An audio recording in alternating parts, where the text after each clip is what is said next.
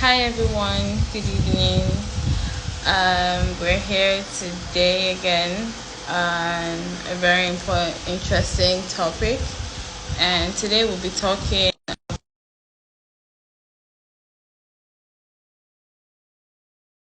just all about us. Today we'll be talking about what we do and how we recruit the nannies and how it works for the families that are getting the nannies. And yeah, okay, so oh yes, our guest is here already. So yeah, should be joining us in no time. So last week we talked about families and how we could actually improve. We could improve family time and how we could spend more time together to create a sense of bonding, togetherness. So this week we went to something different, and I hope it actually impacts some persons that will be watching. Okay.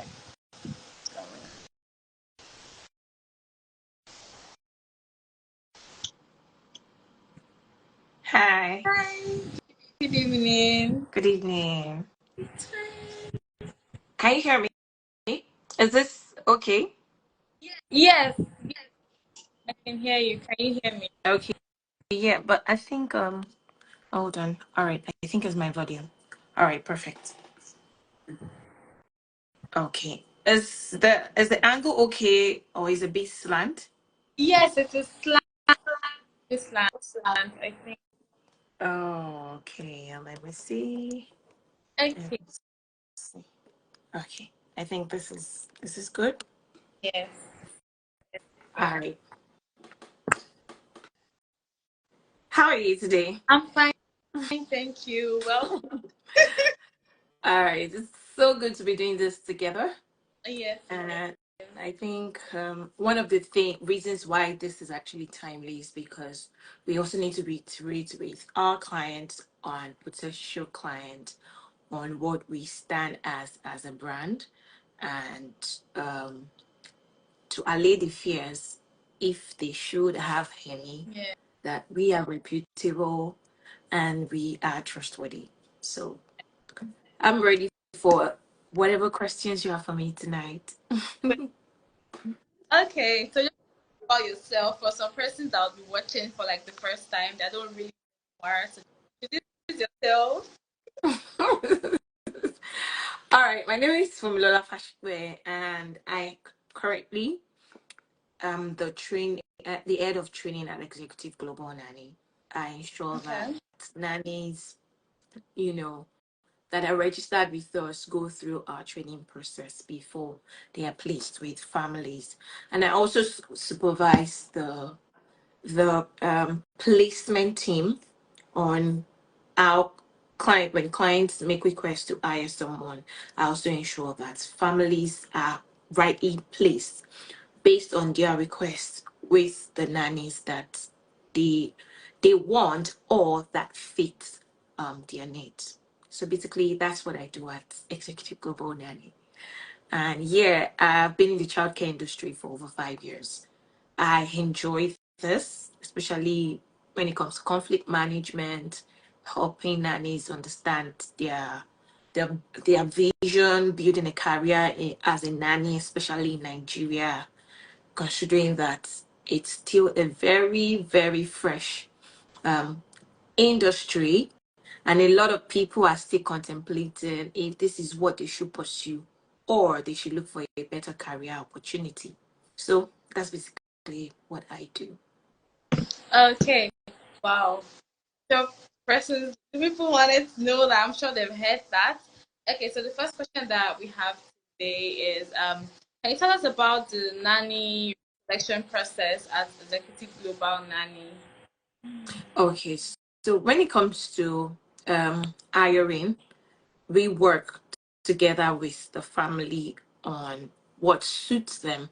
So our selection process requires that the family would make a request to say, I want a particular nanny based on different criteria. It could be based on age, could be based on tribe, could be based on educational background. It could be based on years of experience. So we ensure that all of this are put into consideration. Then we filter the nannies that we currently have in our database. Once we have that, then we send the profiles to the client and okay, we have this profile. Would you like to interview? The interview phase is one of the important phases because we always like the client to make their choice. In as much as, oh, they see us as professionals, oh, I'd like you to recommend for me, we still want the family to be the one who would take a decision on who they hire. Because one, they actually have a complete understanding of what their family need is.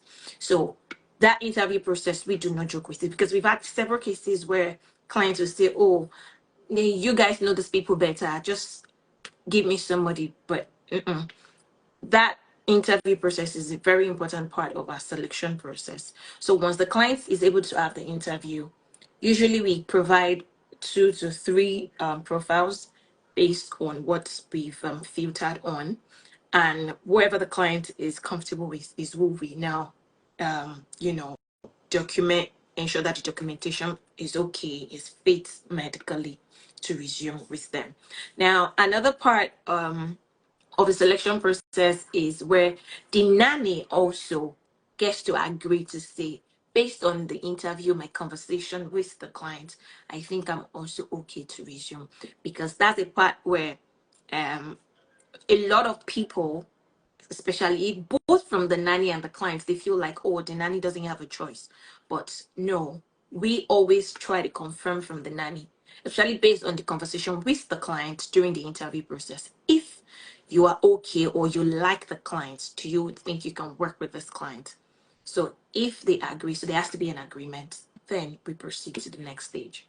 So that's basically what the selection process is about. Oh, okay. Okay, so how when after the nanny the family they've accepted, there's maybe the nanny just gets start working. How do you ensure the safety of the nannies that you recommend to these families? So before a nanny resumes with a family, we ensure that both the nannies and their guarantors are verified. We also get details of the client, so the valid means of ID, we confirmed house address. We have that as part of the client registration. So the client registers with us. The client signs a contract with us.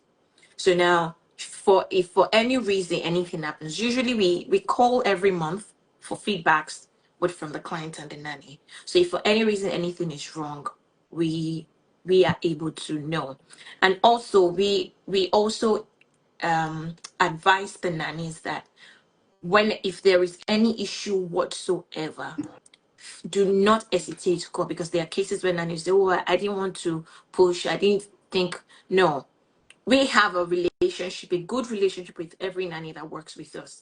And we also build a good relationship with every client that works with us. So when it comes to the safety of the nanny and the clients, we try to make sure that we tick the box before the contract binds, because we understand the risk involved in this business and we do not want to leave anything untouched. So yeah, that's what we do. Okay. So what kind of qualifications are nannies supposed to have? Are there anything that we actually look out for specifically, or So yeah, when it comes to qualification, now SSC is like the minimum qualification. There are cases where we have matured mothers, matured women whose qualification is like what are they calling it? Primary school, or they can't even say where the last level of education they had. But we now um categorize them under a different part by saying, okay, can you speak English? What can you do? Then we put them through our professional childcare training. Do you understand? But basic, we expect that a nanny should have SSC. It's always now at the extreme case, we now say, okay, what can you do? And then we see if that would enable us place you with the family. Because in a case where you don't even have an SSC, you can't speak good English, it becomes a bit difficult to, registration process. You have to register online, like you need to fill the form yourself. So there's a level of education, like you need to be informed, you need to be knowledgeable to be able to do that. So if you can't do that, then a lot of times we don't get to admit people of that category. So if you're an SSC holder, there's a high chance that you'll be able to fill your form by yourself. So that alone gives like an edge towards you admitting you as one of our nannies. So your SSC is like the basic. Okay. Okay. So how do you match the nannies to the family? How are you able to know the nannies actually fit for a family? Honestly, it's always it's a bit of let me say, it's a bit of work. It's a working together kind. It's a teamwork. Now, when a client comes and say, I'm pregnant, I have a toddler, and I'll be due in 2 months, or I'll be due in a month, and I want a 20-year-old nanny, that obviously already looks like a wrong match. Now, some we now give, now we now ask that, okay, a 20-year-old with a toddler managing a newborn is never going to work if you want that person as a nanny. Because when it comes to nanny duty, that person really needs to be able to manage the roles of taking care of a newborn, which is a specialized role, and then taking care of a toddler, which is somehow very tasking. So hiring a 20-year-old would require that the person has an experience taking care of a newborn or has an experience taking care of a toddler. That always is a mismatch from experience. On a rare case, will you hire a 20-year-old that is really able to manage that family setting in terms of stamina, in terms of, especially when it comes to baiting a child. Fine, some mothers will say, oh, nobody baits my child. But in terms of adjusting and managing the routine of a newborn and a toddler that is probably going to school already, it takes a lot. It takes a lot of balance. It requires some form of maturity, both mentally, physically, and educationally. Do you understand? So when we see cases like that, we try to advise to say this can work, except if you want that person to do strictly housekeeping and you're not hiring that person as a nanny. Do you get? So we do based on experience and the needs of a client to actually push for a good match. Also, I'm not now trying to justify that it is only based on that you can get a good match. Sometimes you get more matured profiles that are not even able to do the job, but that is you eliminating a possible risk to you, a possible mismatch, right? Yeah. Now, a lot of in other cases, we also try to ensure that um, the family environment, the family values aligns that of the nannies coming in question. Now, if you have a Muslim nanny trying to work with a Christian family, sometimes it works, sometimes it doesn't work. Now, we need to be clear if the family does not mind or if the family is flexible and if the nanny is flexible. A lot of time, religion is a major, is also another way to match correctly. Age is another way to match correctly. Another one is tribe. Fine, we are culturally sensitive people in Nigeria. So there's some people that are actually not might not there are some people you might not be able to work with. Sometimes it's always based on experience. Usually not because you're tribalistic, but it's just based on your experience. Some people naturally can't work with a particular tribe of people.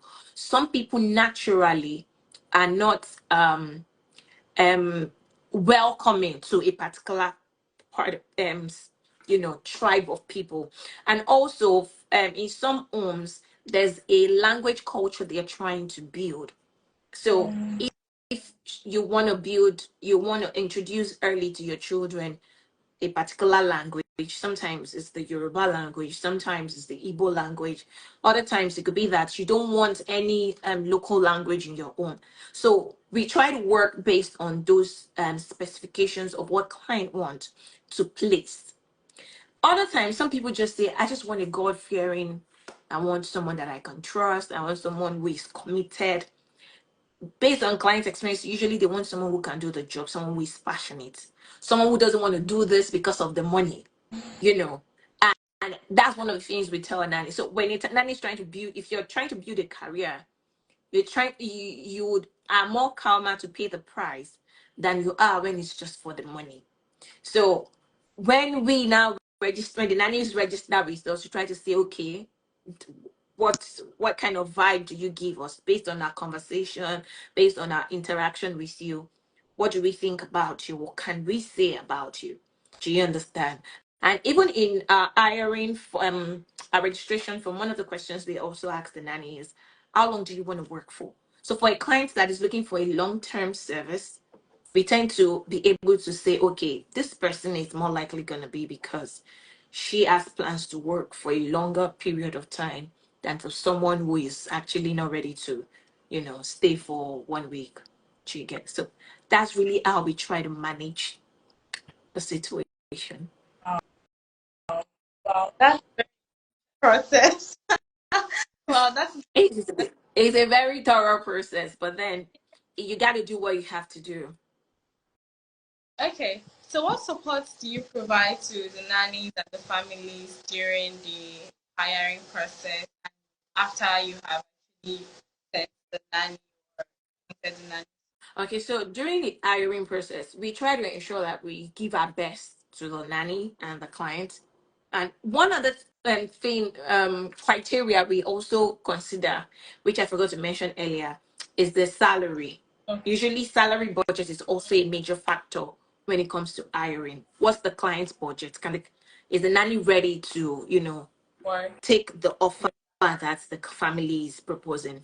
So now, coming to this question, when a nanny is hired by the family, every month we ensure that we get feedbacks from the nanny about their job and about the work environment, about their if they're comfortable, if the work environment is conducive for them.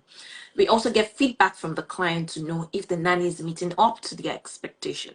Now there are cases of conflicts, which is not you can't erase that from every human relationship. So we try to provide some level of management.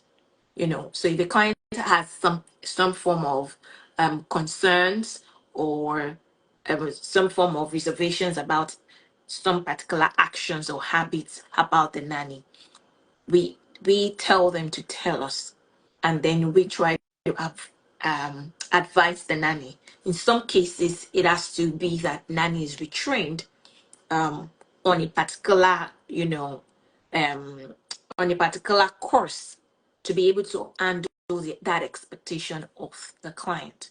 So that's basically what we do. So if it requires a retraining, we do that. If it requires, some form of encouragement, some form of, you know, um, correction, we do that to ensure that the family is able to work, the family and the nanny is able to work together. And in a case where we see that there's no improvement, we try to pull out the nanny and get a replacement for the client.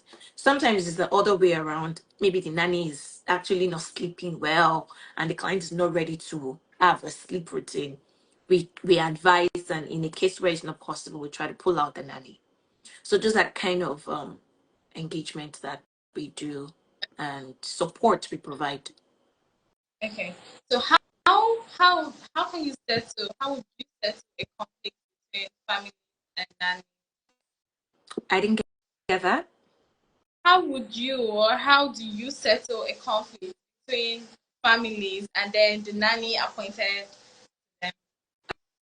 Okay, so it's different. It's not like a one-way street, Okay. right? It's not like there's a template to it. But first of all, we know that we are in between.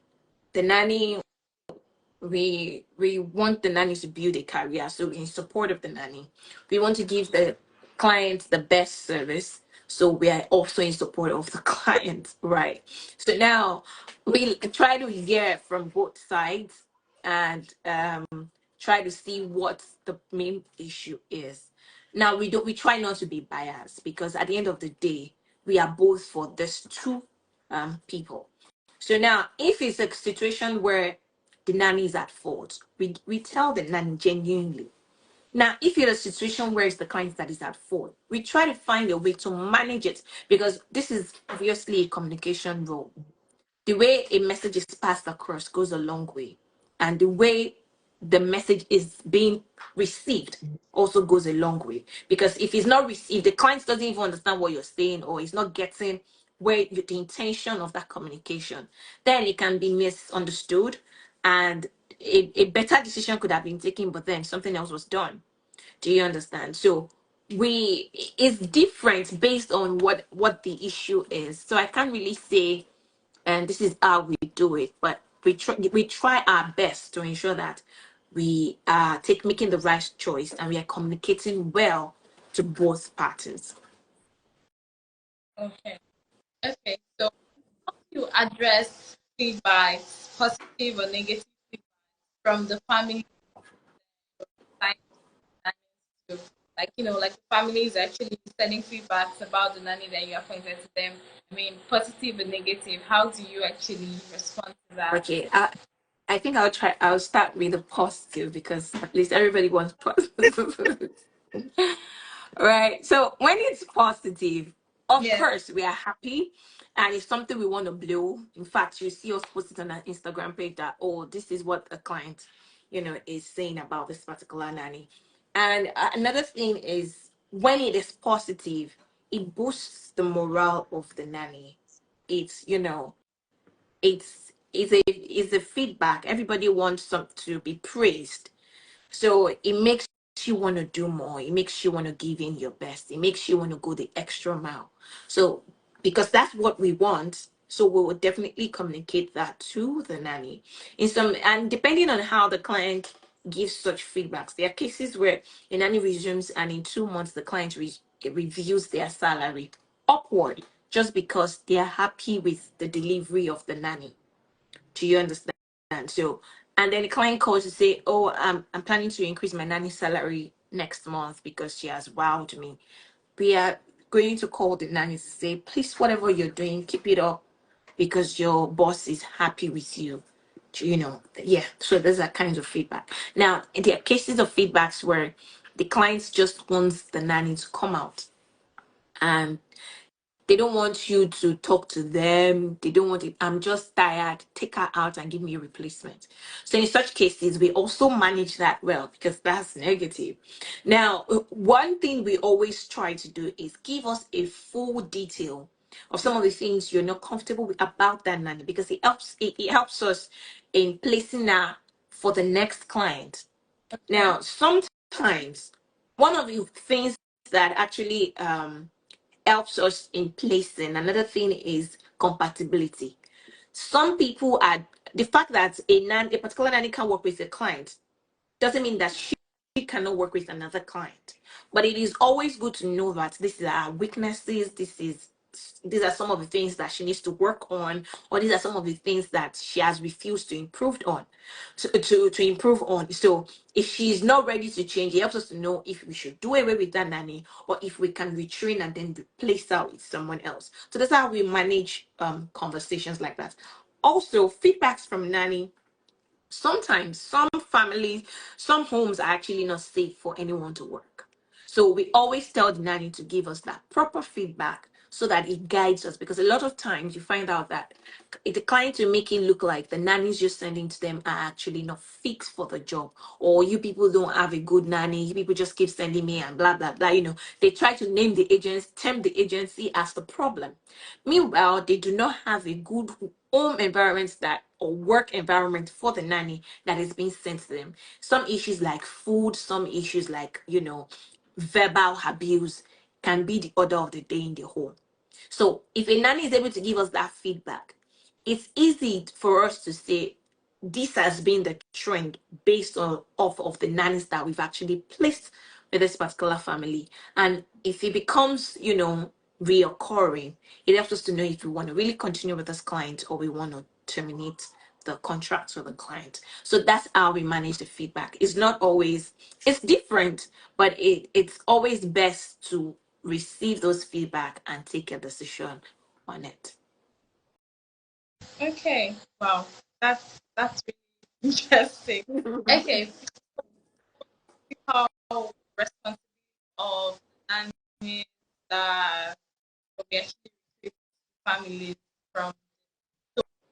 What are like the daily routine, or what is the daily? Is it all the same, or is it different? So a routine, every family routine is different. Sometimes family based, sometimes based on the needs of the child. Yeah, basically every family is different. Now the difference is not based on several factors. It could be based on the age of the children involved. It could be based on um the things that the family want to expose the children to, right? It could be based on interest as well. So a family that has newborns, maybe triplets that are newborns, would have a different routine from a family that has, children that are age 8, age 6, and age 4. The routine would definitely be different. And we try to advise nannies to be flexible when it comes to working with families and adapting to their routine. You do not take the routine of the former client you work with and expect that in the new clients that you're going to be working with, because every family is different. Every family expectation is different. For some families, when the first thing they want you to do when you wake up as a nanny is to have your bath, right? But for some families, they don't mind. They just want you to get go, like start doing the work. Everybody needs. You need to prep the children. You need to do this. So every family routine is different. So if you now find yourself in a different environment with a different routine structure, you need to be flexible and ready to adapt. So routines are different and it's family based. So we don't impose routines on families, but we advise that every family should have a routine. Okay. So how do you ensure that the nanny and the family have a successful relationship with little chaos? See, a lot of time, at the end of the day, ours is to try our best to work with their their requests, and we try to ensure that we've given them the best bait. That's that one of the reasons why it is one of the reasons why we allow them to make their choice. Like based, we give you options and you make your choice and you choose from it. Now, we we check up. I think that's what I can say. We try to check up. If you're not comfortable with this person, why are you not comfortable with this person? Can we help out? If we can, we do that. But when it comes to human relationship, the relationship is built by the persons involved. So maybe based on the trainings that we expose the nannies to, they understand how to manage the relationship they have with a client. So if you have a client that is always, we all have different temperaments. So if you have a boss that is very dominating, that likes to, whenever I tell you A, you must do it. I don't want your idea. I want you to do it the way I have said it. you know Yeah. for some nannies are also like that. I have my own way of doing things and I want to stick to that. So if you match that kind of, sometimes that is a mismatch. You understand? So it is now left to us to advise the nanny that if your boss tells you this, she likes it like that, and you have to do it. Forget about what you know. Do you understand? So I think that is one of the ways where we can advise or help to manage the relationship. But in a case where I don't know, but usually it's based on the parties. But the trainings go a long way in managing those kinds of relationship because I mean, at the end of the day, they are working in the homes. They are working together. Yeah. Okay. So what do you think sets Executive Global Nanny apart from like other nanny Of agencies? course. Well, I would say that our vision actually sets us apart because we we want to help nannies, especially nannies working in Nigeria, to build a career working as a nanny. One of the things why a lot of people still run away or still try to give less value when they get the job is because they feel less um, they don't feel valued. They don't feel like they can actually build a career working as a nanny. Of which a lot of people travel out of the country today to still work as a nanny in some other countries. So if nannies are valued in other part of the world, we should be valued back here in Nigeria. So our vision is to help as many people as possible to build to be professional caregivers, and that includes the trainings that we expose them to, the kind of families we place them with, and the support we give them when they are on the job. And because we work with the nanny and we also work with the family, our vision for the family is to help them get the right people, committed, trustworthy, and people that are fit for their family to care for their children. Because now we live in a world where both father and mother have to pursue their career, and they also still want to have a very beautiful family, but they can't achieve that if there is no one to support or there's no one to help. So we want to be the go-to person that helps to bring that their dream to reality. So I believe that our vision as an organization sets us apart from every other agencies, basically. And our team, the team we are building, we are all are working together, to ensure that this comes to reality. Yeah. All right.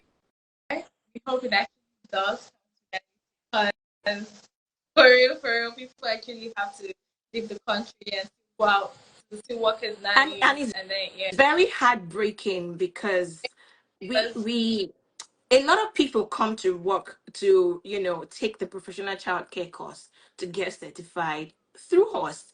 And you find out that they can't work, they say it, they can't work here in Nigeria. And no, no, no, I can't just. But meanwhile, they would rather get the caregiver certificate and go outside the country to work. Now, what makes we are both we are humans. So, what makes the difference between you working here and so we want you to know that you can be valued here, respected as a professional child caregiver, especially if you work with us at Executive Global Nanny. So yeah. okay. So my final question for tonight is: what advice would you give to families out there that are looking to hire a nanny for the first time? I will say be very clear on what you want and be very patient with the hiring process. A lot of people need a nanny today and they want like the person should come today. No, it doesn't work like that. When you're clear on what you want, even when we give you the profiles available, you're able to tell if you can really work with this person or if you can't work with this person. And also don't be in a hurry because they help you to make a wrong decision. In as much as you trust the agency to say, oh, they have good people, but then there's also that part of compatibility that we can't control. So Yeah. in as much we ask questions from clients when you register, and we try to streamline if okay, this particular nanny should be able to work with you based on what you've told us. But we all know that human relationship, sometimes you have to experience it before you can easily see if two people are compatible. Now the experience happens or only happens when they get to your home. We do not have control over that. So now, some relationships are just not redeemable. You just have to let go. Yeah. It doesn't mean you're a bad person. It doesn't mean the nanny is a bad person. It just means that you are not compatible. In extreme cases, it could be that the nanny is actually not who they say they are. And also, some extreme cases, it could be that the client is just extra. You know, we can't take that away. But for a new family trying to hire, I would advise that take your time, be clear on what you want so that when you see what fits, you can easily connect with that person. So, yeah, that's what I'll say. Wow. Oh, session. And I've taken a couple of notes. And thank you so much for coming on here today and talking to us about like Thank what you too for having me. we do. Anyways, we hope My friends to. are here. Foluwatoyin, thank you for joining. Bola Oshegun, thank you for joining. I think these are the two people that I know. Thank you guys for joining. I really appreciate it. Feels good to see you. All Thank you. right, so that'll be all for today. Yeah. And see you. We're going to have another exciting session next week. So All right. well done, Francis. All right. Bye. Much good night. Good night.